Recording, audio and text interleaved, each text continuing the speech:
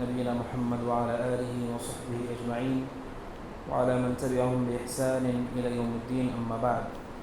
محترم بھائیوں، پچھلے دروس میں نبی اکرم صلی اللہ علیہ وسلم کی ہجرت کے چوتھے سال میں ہوئے کچھ اہم باتیں، کچھ اہم واقعات کا ذکر ہوا. ہجرت کے 5ویں سال میں ایک عظیم واقعہ پیش آیا جسے واقعہ افک کہا جاتا ہے. نبی اکرم صلی اللہ علیہ وسلم کا معاملہ ایسا تھا کہ جب آپ غزوہ میں جاتے تھے تو اللہ کے نبی صلی اللہ علیہ وسلم اپنی کسی ایک بیوی کو ساتھ لے جاتے تھے اور آپ قرآن اندازی کرتے. قرآن اندازی میں جس کا نام نکلتا اللہ کے نبی صلی اللہ علیہ وسلم ان کو اپنے ساتھ لے جاتے. اس مرتبہ حضرت عائشہ صدیقہ رضی اللہ تعالیٰ عنہ کا نام نکلا. آپ ان کو غزوہ میں لے کر گئے. حضرت عائشہ صدیقہ نے رضی اللہ عنہ اپنی بہن اسما سے ایک ہار عاریتاً لیا تھا، کچھ مدت کے لیے لیا تھا، وہ پہن کر کے وہ غزوے پہ گئیں. واپسی کے موقع پر یہ واقعہ ہوا کہ جب نبی اکرم صلی اللہ علیہ وسلم نے ایک مقام پر پڑاؤ کیا، وہاں پر عائشہ صدیقہ رضی اللہ تعالیٰ عنہ اپنی حاجت کے لیے گئیں. واپس آ گئی تو پھر انہوں نے دیکھا کہ گلے میں ہار نہیں ہے، اور وہ ہار ان کا بھی نہیں تھا، ان کی بہن کا تھا جو واپس کرنا تھا. لہٰذا وہ تلاش کرنے کے لیے اسی جگہ پر چلی گئی. واپس آنے میں تاخیر ہوئی. نبی اکرم صلی اللہ علیہ وسلم نے قافلے کو اٹھانے کا حکم دے دیا. چنانچہ قافلے نے اپنے آپ کو سمیٹا اور وہ لوگ وہاں سے رخصت ہو گئے.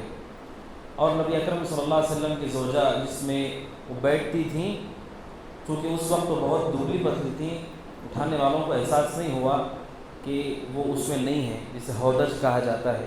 اس زمانے میں خواتین بیٹھنے کے لیے ایک مخصوص شکل کی ایک چیز ہوتی تھی جس میں وہ بیٹھتی تھی پردے کے ساتھ، عفت کے ساتھ. جب انہوں نے اٹھایا تو انہیں معلوم نہیں ہوا کہ عائشہ اندر نہیں ہے رضی اللہ عنہ. انہوں نے اٹھایا، اس کو سواری پہ رکھا اور چلے گئے. عائشہ صدیقہ رضی اللہ عنہ واپس آئی تو دیکھا کہ قافلہ جا چکا ہے. انہوں نے کہا میں بھی اگر چلی جاؤں گی ہو سکتا ہے وہ لوگ تلاش کرنے واپس آئیں اور میں ان کو مقام پہ نہیں ملوں گی تو انہیں پریشانی ہوگی. وہ وہیں پر رک گئیں، یہاں تک کہ رات کا ایک حصہ گزرا اور عائشہ صدیقہ رضی اللہ عنہ کو نیند لگ گئی. اسی موقع پر ایک صحابی ہیں صفوان بن معطل الاسلمی رضی اللہ عنہ، وہ قافلے کے پیچھے ہوتے تھے. قافلے کی بچی کچھ چیزیں اٹھا کر کے بعد میں لے آتے تھے اور قافلے سے مل جاتے تھے. وہ اپنے سامان کی تلاش میں تھے. انہوں نے دیکھا ہے کوئی کالا سا سایہ نظر آ رہا ہے. وہاں پر گئے تو چونکہ پردہ نازل ہونے سے پہلے انہوں نے عائشہ صدیقہ کو ایک مرتبہ دیکھا تھا، وہ پہچان گئے. انہوں نے عائشہ صدیقہ کو آواز لگائی، کچھ نہیں کہا، بس انہوں نے کہا انا للہ و انا الیہ راجعون زوجۃ رسول اللہ. انہوں نے کہا کہ اللہ کے رسول کی بیوی یہاں، بس انہوں نے اتنا ہی کہا. عائشہ صدیقہ کہتی ہیں میں ہوش میں آئی، میں جاگی تو میں نے سب سے پہلے اپنا چہرہ چھپا لیا. سب سے پہلے میں نے اپنے چہرے کا پردہ کیا. پھر اس کے بعد وہ کہتی ہیں کہ میں نے صفوان جیسا نیک انسان نہیں دیکھا. انہوں نے مجھ سے بات تک نہیں کی، بس سواری لے کر کے میرے پاس قریب آئے اور پھر سواری کو کھڑے کر کے انتظار کرنے لگے کہ میں خود اس پر جا کر کے بیٹھ جاؤں. انہوں نے مجھ سے گفتگو تک نہیں کی. عائشہ صدیقہ سوار ہو گئی، وہ لا کر کے ان کو قافلے میں ملا دیتے ہیں. یہاں پر بات ختم ہو گئی. لیکن منافقین جو شر پسند ہیں وہ فتنہ کرنے کے لیے مناسبتیں اور مواقع ڈھونڈتے ہیں. ان میں سے بعض لوگوں نے دیکھا کہ عائشہ صدیقہ قافلے کے پیچھے سے آ رہی ہیں اور ان کو لانے والے صفوان بن معطل اسلمی ہیں، تو انہوں نے ایک بہت بڑا جرم کیا جس کا ذکر سورۃ النور میں اللہ تعالیٰ نے کیا. وہ یہ تھا کہ انہوں نے عائشہ صدیقہ طیبہ طاہرہ کو نعوذ باللہ برائی کا الزام انہوں نے دے دیا. اور منافقین کے سردار عبداللہ بن ابی بن سلول نے اس واقعے کا استعمال کیا اپنے سیاسی مفادات کے لیے، اپنی ذاتی دشمنی کے لیے. اس نے ہر مناسبت سے جب بھی وہ لوگ بیٹھتے، جب بھی وہ لوگ گفتگو کرتے، اس موضوع کو ضرور چھڑتا کہ عائشہ آخر تاخیر سے کیوں آئی، یہاں تک کہ لوگوں کو اس نے ورغلانا شروع کیا اور یہ فتنہ مدینہ میں عام ہو گیا، حتیٰ کہ بعض مسلمان بھی اس فتنے کی زد میں آ گئے. عائشہ صدیقہ کو کچھ نہیں پتا، ان کو معلوم نہیں کہ کیا ہو رہا ہے. ایک مرتبہ وہ کہتی ہیں کہ میں خاتون کے ساتھ کسی حاجت کے لیے میں گئی، واپسی میں ان کو ٹھوکر لگی. ان کا نام تو مصطح. انہوں نے اپنے بیٹے پہ لعنت کی اور کہا کہ اس کا برا ہو. تو عائشہ صدیقہ کہتے ہیں میں نے کہا آپ اپنے بیٹے کو کیوں بد دعا دے رہی ہیں؟ ماں ہوتے ہوئے بچے کو بد دعا نہیں دینی چاہیے. انہوں نے کہا کہ عائشہ تم نہیں جانتے کہ وہ تمہارے بارے میں کیا کہتا ہے؟ انہوں نے کہا کیا کہتا ہے؟ کہا تمہیں کچھ نہیں پتہ؟ عائشہ صدیقہ نے کہا مجھے کچھ نہیں پتہ۔ کہا کہ تمہارے بارے میں مدینہ میں یہ گفتگو چل رہی ہے۔ عائشہ صدیقہ کہتی جب میں نے سنا تو میرے پیروں تلے زمین کھسک گئی کہ اتنا بڑا اتہام عائشہ صدیقہ پہ لگا۔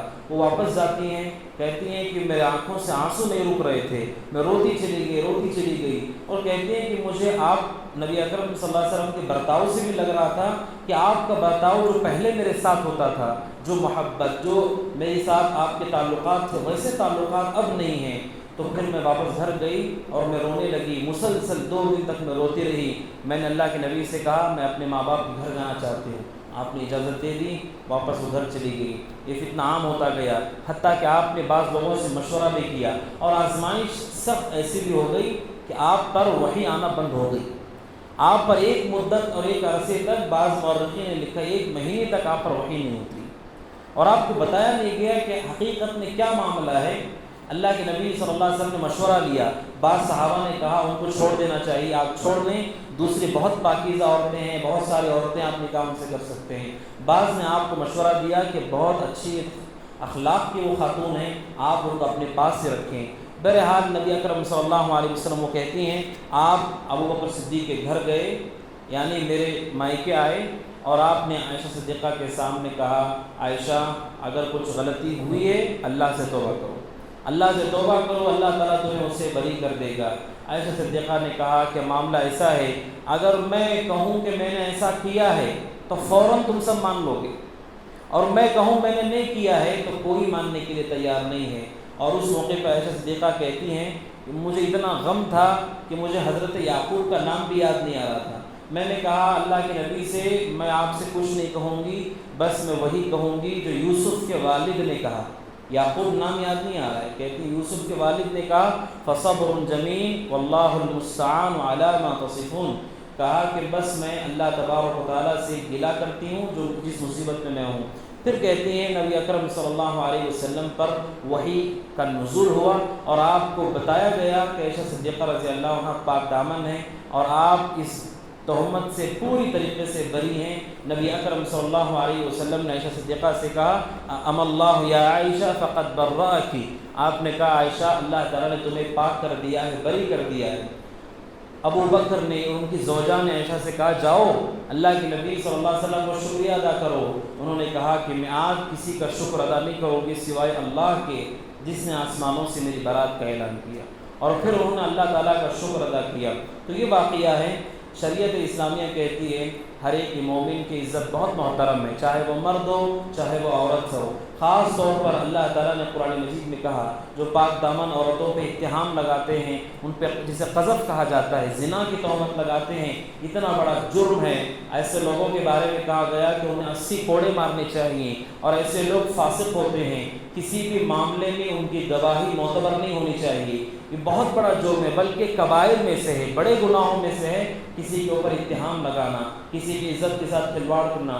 ہم بڑے آسانی سے کہہ دیتے ہیں اس کے اخلاق اچھے نہیں ہیں، اس کا کیریکٹر اچھا نہیں ہے، ان کی عورتیں اچھی نہیں ہیں، ان کی بچیاں اچھی نہیں ہیں، بہت بڑا جرم ہے۔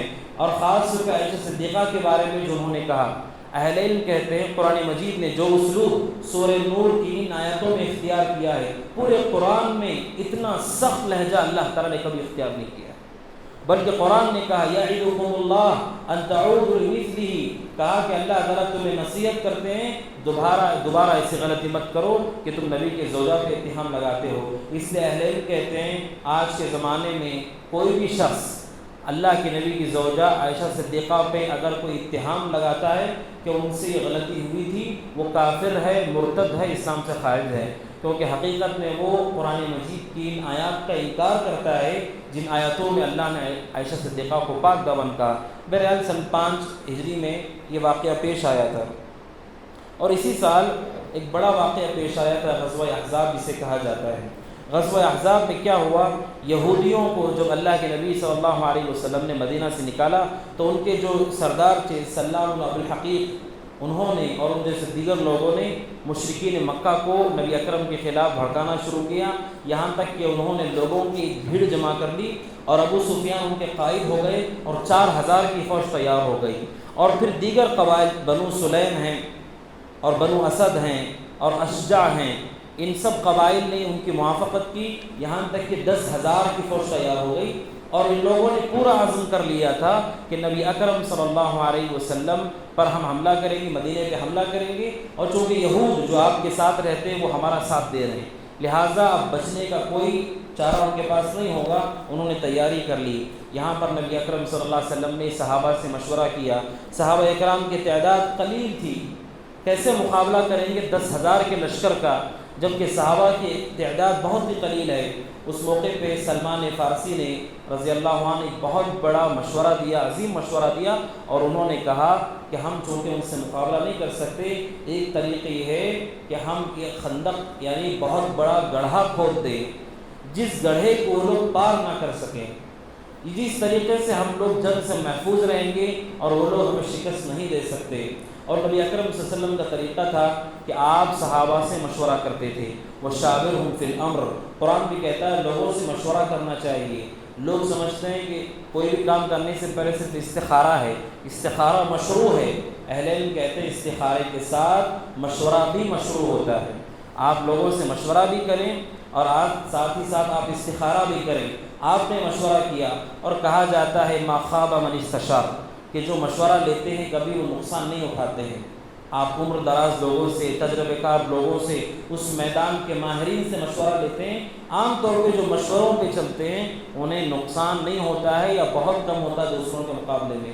آپ نے جب مشورہ کیا تو سلمان فارسی کے مشورے پر خندق کھودنے کے لیے اللہ کے نبی صلی اللہ علیہ وسلم نے اجازت دی، اور آپ کے حکم پر خندق کا کھودنا شروع کیا گیا۔ تقریباً 6 دنوں تک دن رات صحابہ نے مسلسل جوہد کے ساتھ گڈھے کو کھودا، اور اس حالت میں کہ فقر و فاقے کا عالم تھا، اور ایسا عالم تھا کہ کھانے کے لیے کچھ نہیں تھا۔ صحابہ نے پیٹ پہ پتھر باندھے ہوئے تھے، لیکن اس کے باوجود دین کی سلامتی کے لیے اور اہل ایمان کی سلامتی کے لیے مسلسل گڈھا کھودتے رہے۔ خود نبی اکرم صلی اللہ علیہ وسلم بھی ان کے ساتھ شریک ہو گئے، آپ انہیں دعائیں دے رہے تھے اور آپ بھی گڈھا کھود رہے تھے، یہاں تک کہ نبی اکرم صلی اللہ علیہ وسلم سے جب بعض صحابہ نے بھوک کی شکایت کی تو پھر اللہ کے نبی صلی اللہ علیہ وسلم نے اپنے پیٹ سے کپڑا ہٹایا تو آپ کے پیٹ پہ 2 پتھر بندھے ہوئے تھے۔ دیگر اصحاب کے پیٹ پہ 1 پتھر تھا، آپ کے پیٹ پر 2 پتھر بندھے ہوئے تھے۔ اس قدر بھوک کی شدت کے باوجود آپ مسلسل کام کر رہے تھے، آپ محنت کر رہے تھے۔ اللہ کے نبی صلی اللہ علیہ وسلم کے صحابہ کی تعداد کل ملا کر کے 3,000 تھی، اور جو لشکر تھا وہ 10,000 کا تھا۔ نبی اکرم نے کہا جو خواتین ہیں، بچے ہیں، ان کو ٹیلوں کے پاس لے جاؤ۔ اب مدینہ کی جو 2 حصے ہیں، شمال اور جنوب، مشرق و مغرب، 2 جو حصے ہیں وہ خاردار پتھر والے علاقے ہیں، تیز نوکیلے پتھر۔ آج بھی آپ دیکھیں حرہ شرقیہ، حرہ غربیہ، مدینہ کے آپ داخلے کو دیکھیں، 2 طرف ایسا ہے کہ سخت نوکیلے کالے جلے ہوئے پتھر ہیں، وہاں سے وہ لوگ نہیں آ سکتے۔ ایک راستہ ہے جہاں پر خندق کھود دی گئی، دوسری طرف ایک جہت تھی لیکن وہاں پہ ایک بہت بڑا پہاڑ تھا جسے پار کر کے آنا انتہائی دشوار تھا۔ تو گویا کہ اللہ تعالیٰ نے مدینہ کو محفوظ کر دیا جلی ہوئی پہاڑیوں کے پتھر سے، خندق سے اور پہاڑ سے۔ نبی اکرم صلی اللہ علیہ وسلم نے خندق کھودنے کے بعد صحابہ کو متعین کر دیا کہ خندق کی نگرانی کرو، اس لیے کہ مشرکین جب پہنچے ان لوگوں کے یہاں معلوم نہیں تھا کہ ایسا بھی کچھ ہو سکتا ہے۔ سلمان فارسی عرب کے نہیں ہیں، وہ ایران کے ہیں، انہوں نے وہاں کی اسٹریٹجی جو وہاں پر انہوں نے دیکھا تھا وہ انہوں نے عرب میں استعمال کیا۔ عرب کے لوگوں نے دیکھا کہ کیا ہو گیا، اتنا بڑا گڈھا ان لوگوں نے کھود دیا ہے، چنانچہ ان لوگوں نے وہیں پہ پڑاؤ ڈالا۔ تقریباً 1 مہینے کی مدت تک انہوں نے محاصرہ کر لیا، یعنی وہاں سے جانے کا نام نہیں لے رہے تھے 1 مہینے کی مدت تک، یہاں تک کہ نبی اکرم صلی اللہ علیہ وسلم پریشان ہو گئے، یہاں تک کہ آپ مائل ہو گئے کہ آخر ان سے صلح کر ہی لیتے ہیں، آخر ان سے بات کر ہی لیتے ہیں۔ اس موقع پر آپ نے انصار کے بڑے صحابہ سے کہا کہ میری خواہش ہو رہی ہے، 1 مہینے کی مدت ہونے کو ہے، میں چاہتا ہوں کہ ان لوگوں سے صلح کر لی جائے۔ انہوں نے کہا اللہ کے نبی اگر اللہ کی وحی ہے تو ٹھیک ہے، اللہ کی وحی ہے تو صلح کر لیں گے، کوئی بات نہیں، لیکن یہ آپ کا مشورہ ہے تو ہم آپ کو یہ کہنا چاہتے ہیں صلح مت کریں، آپ صلح نہ کریں، اللہ تبارک و تعالیٰ کی مدد کا انتظار رہے گا اور ہم پوری قوت کے ساتھ رہیں گے۔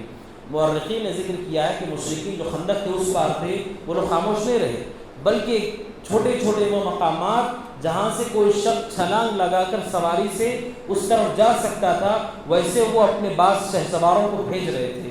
اسی حوالے سے اہل نے ذکر کیا ہے، عمرو بن عبد ود ایک بہت بڑا شہ سوار تھا عرب کا، اس نے اپنے گھوڑے کو تیار کیا یہاں تک کہ خندق کو چھلانگ لگا کر کے وہ اندر داخل ہو گیا، لیکن اللہ کے نبی صلی اللہ علیہ وسلم نے صرف گڈھا کھودنے پہ آپ نے اکتفا نہیں کیا، آپ نے صحابہ کا پہرا لگا دیا تھا۔ جیسے ہی وہ کود کر وہاں پر پہنچا، وہاں پر حضرت علی رضی اللہ تعالیٰ عنہ اور اس کے درمیان سخت طریقے کی لڑائی ہوئی، یہاں تک کہ اللہ تبارک و تعالیٰ نے اس کو واصل جہنم کیا، جہنم میں وہ بھیج دیا گیا اور اس کو قتل کر دیا گیا۔ نبی اکرم صلی اللہ علیہ وسلم اسی اسنا میں تھے، ایک شخص جن کا نام نعیم بن مسعود ہے، نعیم بن مسعود آئے اور انہوں نے کہا کہ میں مسلمان ہو چکا ہوں۔ کافر تھے، کہتے ہیں میں مسلمان ہوں، آپ جو چاہیں مجھ سے فائدہ لے سکتے ہیں۔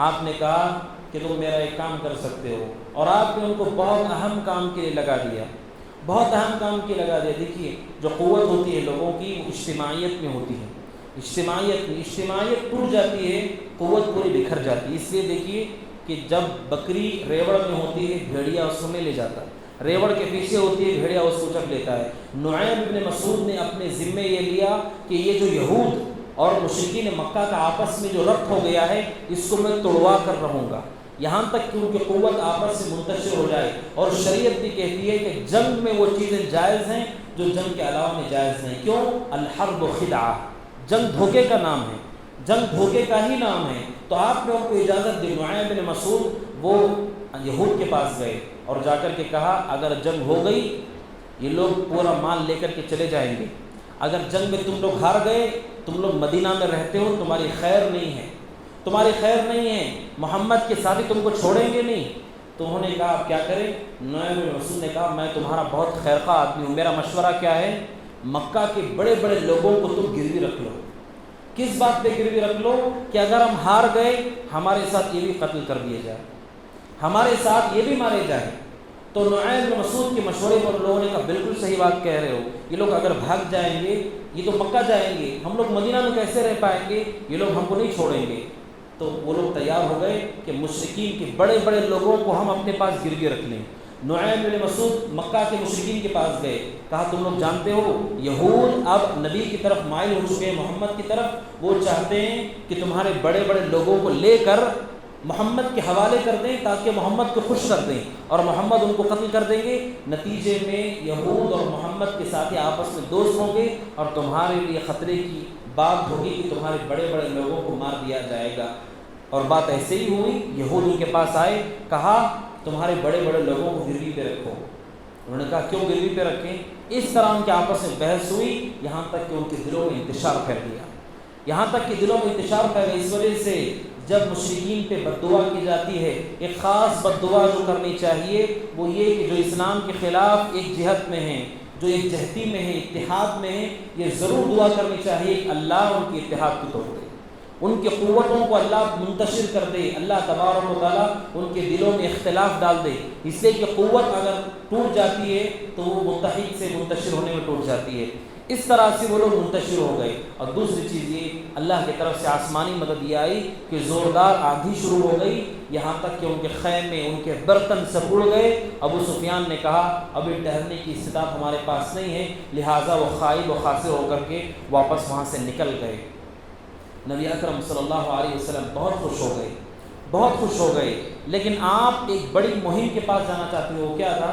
مدینہ کے ایک یہودی قبیلہ بنو قریظہ جو آپ کا دوست تھا، جو آپ کے ساتھ معاہدے میں تھا، جب 10,000 کی فوج آنے والی کی بات ہوئی، بنو قریظہ نے بھی آپ کو دھوکہ دے دیا، اور یہ دھوکہ بہت خطرناک تھا، اس لیے کہ یہ لوگ آپ کے بالکل قریب رہتے تھے، یہ لوگ کچھ بھی کر سکتے تھے عورتوں کے ساتھ اور بچوں کے ساتھ اور صحابہ کے ساتھ۔ آپ نے فرمایا صلی اللہ علیہ وسلم، بالکل تاخیر نہیں کی، خندق سے فارغ ہونے کے بعد آپ نے کہا کہ من کان سامعا ومطیعا فلا یصلین العصر الا فی بنی قریظہ۔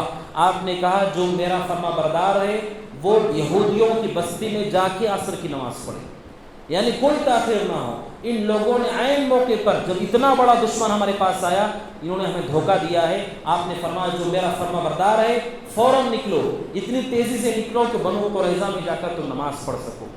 اور صحابہ نکلے۔ یہاں پر ایک بات یہ ہو گئی، جب صحابہ نکلے راستے ہی میں نماز عصر کا وقت ہو گیا، نماز عصر کا وقت ہو گیا، وہاں پر صحابہ میں اختلاف ہو گیا۔ صحابہ کا ایک گروہ جس میں علماء صحابہ تھے، انہوں نے کہا کہ نماز عصر ہم کو یہیں پڑھ لینی چاہیے، اور آپ نے جو فرمایا تھا جو ایمان والا ہے بنو قریظہ میں نماز پڑھے، آپ کے کہنے کا مطلب تھا اتنا جلدی نکلو کہ وہاں جا کر تمہیں نماز کا وقت ملے۔ صحابہ کے گروہ نے کہا نہیں، آپ کی بات کا یہ مطلب نہیں تھا، آپ کی بات کا مطلب یہ ہے آج عصر کی نماز بنو قریظہ ہی میں ہوگی، اگرچہ کہ سورج غروب ہو جائے۔ آج کے دن عصر کی نماز کا وقت سورج کے غروب ہونے کے بعد بھی باقی رہے گا، اس لیے کہ آپ نے کہا جو فرما بردار ہے عصر کی نماز بنو قریظہ میں پڑھے۔ دونوں میں اختلاف ہو گیا، ایک صحابہ کے مجموعے نے وہیں پر راستے میں ہی عصر کی نماز پڑھ لی، اور ایک صحابہ کا طبقہ وہ چلا گیا اور انہوں نے بنو قریظہ میں یہودیوں کی بستی میں جا کر کے نماز ادا کی۔ آپ کے پاس یہ مسئلہ پیش ہوا کہ ایسا اختلاف ہو گیا، آپ نے کسی کو کچھ نہیں کہا، آپ نے دونوں میں سے کسی کو کچھ نہیں کہا۔ اس میں ایک سبق ہے، وہ کیا ہے؟ بسا اوقات بعض مسائل میں، فقہی مسائل میں علماء کے درمیان اختلاف ہوتا ہے۔ ایک عالم آپ سے کہیں گے کر سکتے ہیں، ایک عالم آپ سے کہیں گے نہیں کر سکتے ہیں۔ بعض لوگ کیا کرتے ہیں، اسی کو بنیاد بنا کر پریشان ہو جاتے ہیں، بعض لوگ اعتراض کرتے ہیں، بعض لوگ تو ایسے ہیں جو پیٹھ کے بعد واپس چلے جاتے ہیں۔ ایسے مسائل میں جہاں پر علماء کا اختلاف ہوتا ہے مسائل میں، آپ احادیث پر غور کریں، جو بات مضبوط ہے دلیل کے اعتبار سے اس بات کو آپ قبول کر لیں۔ اللہ کے نبی نے دونوں میں سے کسی کو یہ نہیں کہا کہ تم گمراہی پر ہو کو ہدایت پر ہو، دونوں کے دونوں کوشش کر رہے تھے حدیث پر عمل کریں، لیکن ایک نے ایک مطلب لیا، دوسرے نے دوسرا مطلب لیا۔ لہذا نبی اکرم صلی اللہ علیہ وسلم بنو قریظہ میں پہنچے، اور پھر نبی اکرم صلی اللہ علیہ وسلم نے ان کا محاصرہ کیا۔ اس محاصرے کے بعد بنو قریظہ نے اپنے ہتھیار ڈال دیے، اور پھر بنو قریظہ کے حق میں فیصلہ کیا گیا جو تاریخ میں لکھا گیا ہے۔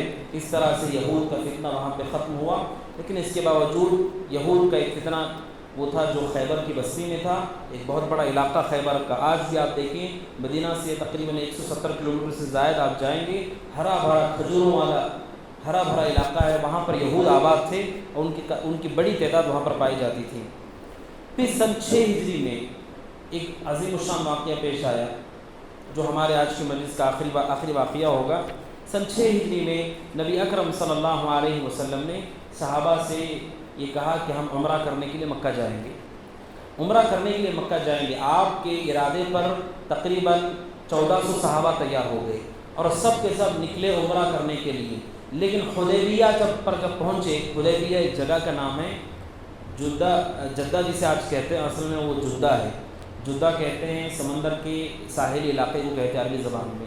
تو جدہ اور مکہ کے درمیان ایک علاقے کا نام ہے حدیبیہ۔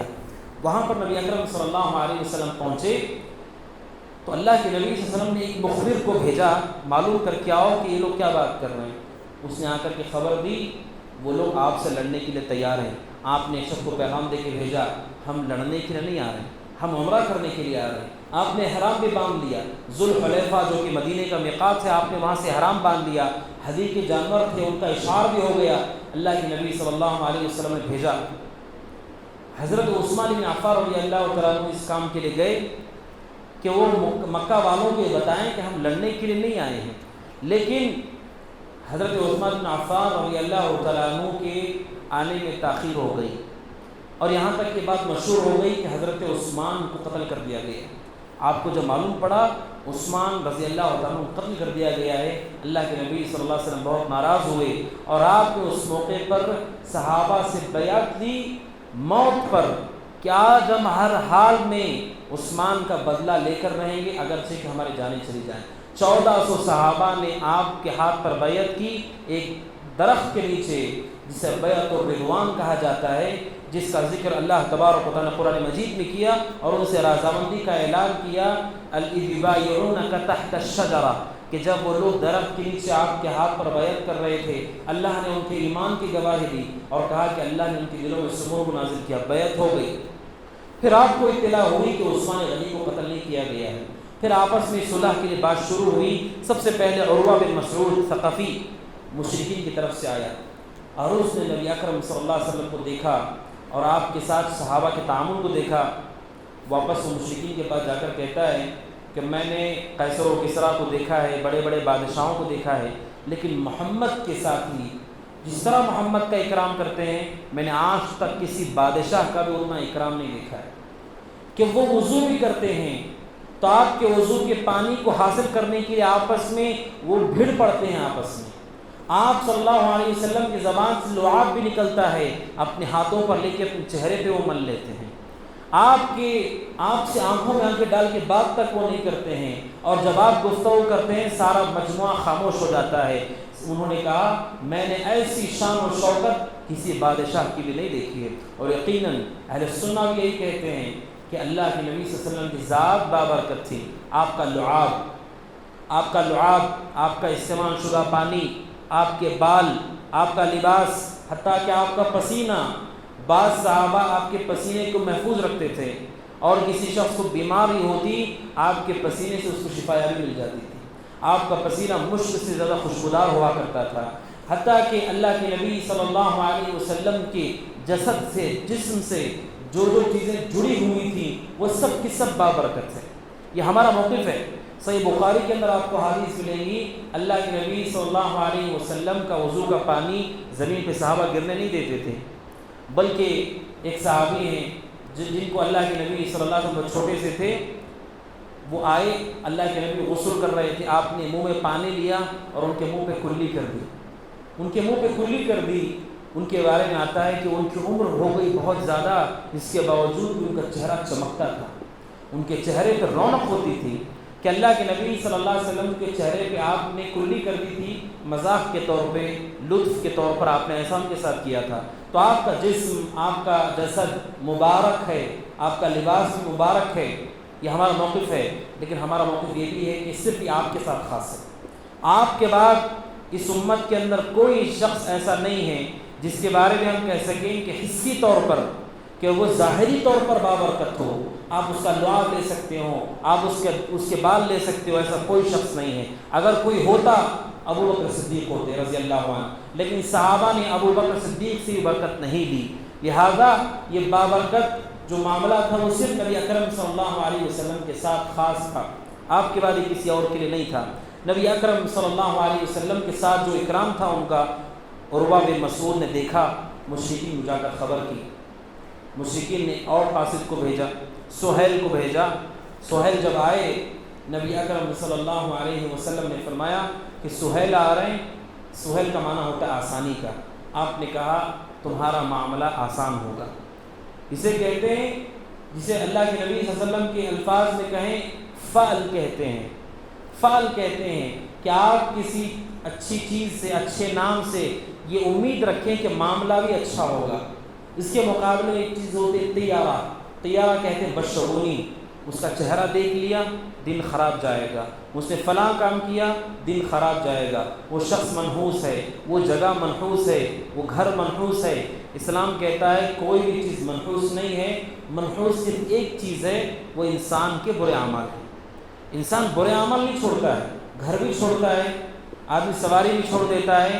بس اوقات بعض بدبخت ایسے ہیں جو اپنی بیوی کو طلاق بھی دے دیتے ہیں. نکاح ہونے کے بعد کوئی کسی کی وفات ہو گئی, وہ سمجھتے ہیں کہ وہ بدشعوری ہے اور یہ اس کی وجہ سے ہوا ہے. آپ نے فرمایا الطیرۃ شرک, جو مسلمان یہ سمجھتا ہو گھر میں نحوست ہے, بیوی میں نحوست ہے, سواری میں نحوست ہے, وہ اللہ کے ساتھ شرک کر رہا ہے. اس لیے کہ نفع نقصان کا مالک اللہ ہے. اس کے مقابلے میں فعل ہے. فعل کسے کہتے ہیں؟ کسی کا نام اچھا ہے, آپ امید رکھیں کام بھی اچھا ہی ہوگا, کام بھی اچھا ہی ہوگا. آپ نے فرمایا سہیل نامی شخص آ رہا ہے, آپ نے کہا معاملہ بھی آسان ہوگا.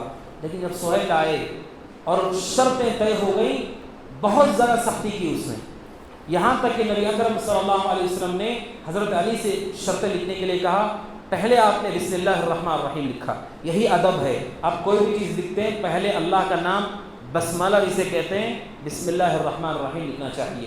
یہی آپ کی سنت ہے. اور قرآن بھی بسم اللہ الرحمن الرحیم اس میں لکھا ہوتا ہے, اسی سے شروع ہوتا ہے. آپ نے کہا بسم اللہ الرحمن الرحیم لکھو. سہیل نے کہا رحمان کون ہے ہم نہیں جانتے ہیں, رحمان ہمیں نہیں معلوم کون ہے. کہا اس کو مٹاؤ, لکھو بسمک اللہم, بسمک اللہم لکھو. پھر آپ نے کہا لکھو من محمد رسول اللہ, محمد رسول اللہ کی طرف سے. اس نے کہا اگر ہم آپ کو رسول مانتے تو پھر آپ سے جھگڑا کیوں کرتے, ہم آپ کو رسول نہیں مانتے, لکھو من محمد ابن عبداللہ, محمد جو عبداللہ کا بیٹا ہے اس کی طرف سے بات ہو رہی ہے۔ اللہ کے نبی صلی اللہ علیہ وسلم نے حضرت علی سے کہا اس کو مٹاؤ۔ حضرت علی نے کہا کہ میرے پاس اتنی طاقت نہیں ہے کہ میں نبی کا نام ہاتھ سے مٹا دوں، نبی کا نام میں مٹا دوں۔ اللہ کے نبی صلی اللہ علیہ وسلم کو لکھنا پڑھنا نہیں آتا تھا۔ صحیح مسلم کی حدیث ہے، آپ نے کہا ارنی مکانہ، آپ نے کہا بتاؤ میرا نام کہاں پر ہے۔ حضرت علی نے آپ کو بتایا کہ یہ آپ کا نام ہے، تو آپ نے اس کو خود مٹا دیا۔ سبحان اللہ، نبی اکرم صلی اللہ علیہ وسلم نے صلح کے لیے آپ نے اپنا نام تک مٹا دیا۔ کس قدر صلح پسند اور امن پسند ہمارا دین ہے۔ پھر شرائط طے ہوئے، شرطوں میں بہت سختی کی گئی، لیکن ایک بات جو اچھی تھی وہ کیا ہے، تمہارے اور ہمارے درمیان 10 سال تک جنگ نہیں ہوگی، یہ بات ٹھیک ہے۔ پھر آگے کیا کہتے ہیں، شرط یہ ہے مکہ کا کوئی شخص مسلمان ہو کے مدینہ آ گیا، آپ پہ ضروری ہوگا واپس مکہ بھیج دو۔ تمہارا کوئی شخص مدینہ سے مکہ آ جائے گا، ہم واپس نہیں کریں گے۔ نبی اکرم صلی اللہ علیہ وسلم نے شرائط کو تسلیم کر لیا۔ آپ نے شرائط کو تسلیم کر لیا۔ اسی اثنا میں ایک صحابی نبی اکرم صلی اللہ علیہ وسلم کے پاس آیا، ابو جندل رضی اللہ تعالیٰ عنہ، وہ اللہ کے نبی صلی اللہ علیہ وسلم کے، وہ خود سہیل کے بیٹے تھے۔ سہیل جو لکھوا رہا تھا اسی کا بیٹا مسلمان ہو گیا تھا، اور اس کو بیڑیوں کو جکڑ کے رکھا گیا تھا۔ وہ خود آتے ہیں آپ کے پاس، میں مسلمان ہو گیا ہوں، آپ مجھے اپنے ساتھ لے جائیں۔ اس وقت سہیل نے کہا معاہدہ طے ہو چکا ہے، اس کو واپس کرو ہمارے ساتھ۔ آپ نے فرمایا ابھی بات پوری نہیں ہوئی ہماری۔ اس نے کہا نہیں، میں اسی بات راضی ہوں گا جب آپ اس کو واپس ہمارے ساتھ مکہ بھیجیں گے۔ اللہ کے نبی صلی اللہ علیہ وسلم نے اس کا پاس و لحاظ رکھتے ہوئے واپس ابو جندل کو بھیج دیا۔ اس موقع پر صحابہ میں ایک قسم کی تشویش تھی کہ ہم آخر کیوں اس کو برداشت کر رہے ہیں۔ حضرت عمر فاروق رضی اللہ عنہ سے برداشت نہیں ہوا، وہ اللہ کے نبی صلی اللہ علیہ وسلم کے پاس آتے ہیں اور آ کر کے کہتے ہیں اللہ کے نبی الست نبی اللہ، کیا آپ اللہ کے نبی نہیں ہیں؟ اللہ کے نبی نے کہا بے شک میں اللہ کا نبی ہوں۔ کہا اللہ کے نبی کیا ہم حق پہ نہیں ہیں، وہ باطل پر نہیں ہیں؟ کہا ہاں ہم حق پر ہیں، وہ باطل پہ ہیں۔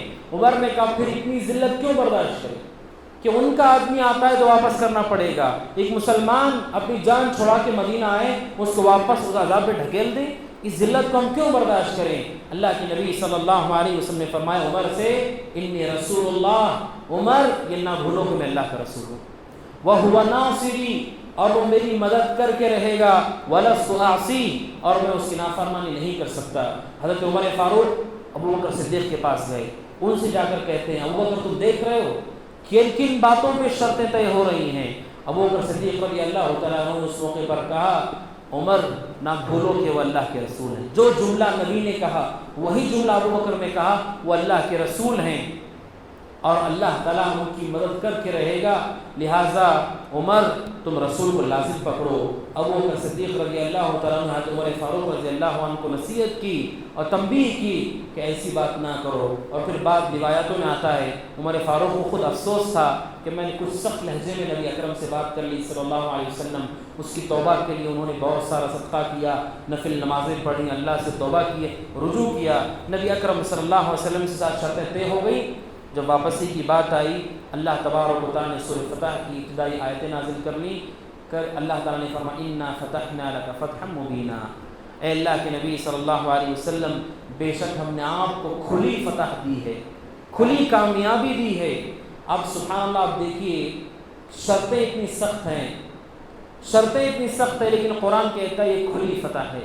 اسی وجہ سے صحابی کہتے ہیں کبھی کسی حدیث پر اعتراض مت کرو، نبی کی باتوں پہ اعتراض مت کرو، اس لیے کہ جس کو لوگ شکست سمجھ رہے تھے قرآن نے اس کو فتح کہا۔ کیوں؟ اس لیے کہ جب یہ طے ہو گیا کہ ہمارے آپ کے درمیان جنگ نہیں ہوگی، اس کا مطلب مشرکین نے یہ مان لیا کہ مسلمان بھی اپنے اعتبار سے شان و شوکت والے ہیں۔ صلح کس سے ہوتی ہے؟ صلح کس سے ہوتی ہے؟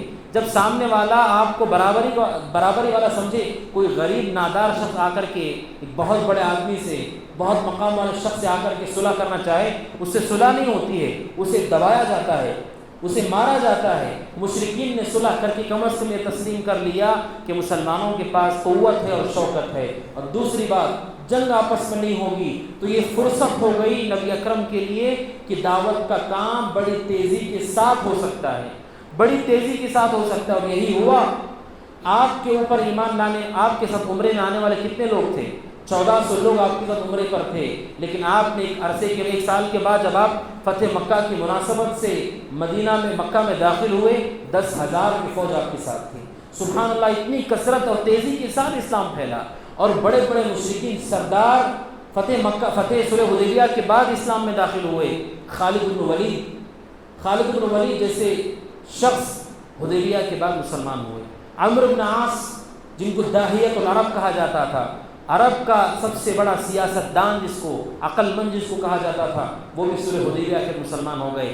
آپ صلی اللہ علیہ وسلم کا دعوتی کام بہت تیز ہو گیا اور مشرکین بھی تھوڑے قریب آ گئے، اس لیے کہ آپ آپس میں جنگ تو نہیں ہے، لہٰذا انہیں بھی قریب آنے کا موقع ملا اور بڑی تیزی کے ساتھ اسلام پھیلا۔ اور پھر صلح حدیبیہ کے بعد ہی نبی اکرم صلی اللہ علیہ وسلم نے بادشاہوں کو خطوط لکھنا شروع کیا۔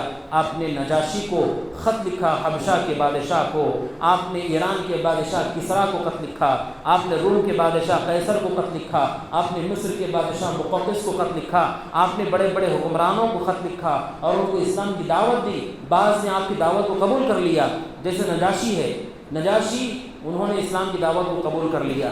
بعض نے اسلام تو قبول نہیں کیا مگر آپ کا احترام کیا، آپ کی تکریم کی، جیسے مصر کا بادشاہ ہے، اس نے اسلام قبول نہیں کیا لیکن آپ کے لیے تحفے میں ایک لونڈی، ایک خچر اور کچھ سامان آپ کے پاس بھجوا دیا، آپ کا اکرام کیا۔ لیکن کسریٰ اس نے آپ کے خط کو پھاڑ دیا، آپ نے فرمایا اس نے میرے خط کو پھاڑا، مزق اللہ ملکہ، اللہ اس کی حکومت کو ہی پھاڑ دے گا، اللہ تعالیٰ اس کی حکومت کو پھاڑ دے گا۔ چنانچہ یہی ہوا، جب اس نے یہ کام کیا اسی کے گھرانے میں بغاوت شروع ہو گئی اور کسریٰ ایران کے بادشاہ، اس کی موت اپنے سگے بیٹے کے ہاتھوں ہوئی ہے، اس کے سگے بیٹے نے اس کو موت کے گھاٹ اتارا اور اس کی حکومت منتشر ہو گئی بعد میں، جس نے نبی کے خط کو ٹھکرایا۔ تو یہ صلح حدیبیہ ایک ٹرننگ پوائنٹ ہے جہاں پر دعوت اسلامی، مسلمانوں کی دعوت تبلیغ بڑی کثرت کے ساتھ بڑے پیمانے پر منتشر ہوئی، لوگ اسلام میں داخل ہونا شروع ہو گئے، اور اللہ تبارک و تعالیٰ نے اس کا اعتبار کرتے ہوئے کہا جو لوگ صلح حدیبیہ سے پہلے ایمان لے کر آئے، خرچ کیے، وہ افضل ہیں ان لوگوں کے مقابلے میں جو حدیبیہ کے بعد مسلمان ہوں گے اور خرچ کریں گے۔ اس لیے کہ صلح حدیبیہ کے بعد اسلام بہت ہی عزت اور تمکین اور رفعت پانے لگا، اور اس طرح سے اللہ کے نبی صلی اللہ علیہ وسلم کی یہ صلح جسے بظاہر مشرکین کی طرف سے زبردستی سمجھا جا رہا تھا، یہ کامیابی سمجھی گئی۔ اور یقین یہ بات بھی ہے کہ ہم میں سے کوئی شخص ان کے پاس جائے گا، کیوں جائے گا؟ مسلمان ان کے پاس جا رہا ہے مطلب اس کے ایمان میں خلل ہے، آخر ایسی کیا بات ہے کہ آپ مدینہ چھوڑ کے مکہ جائیں گے؟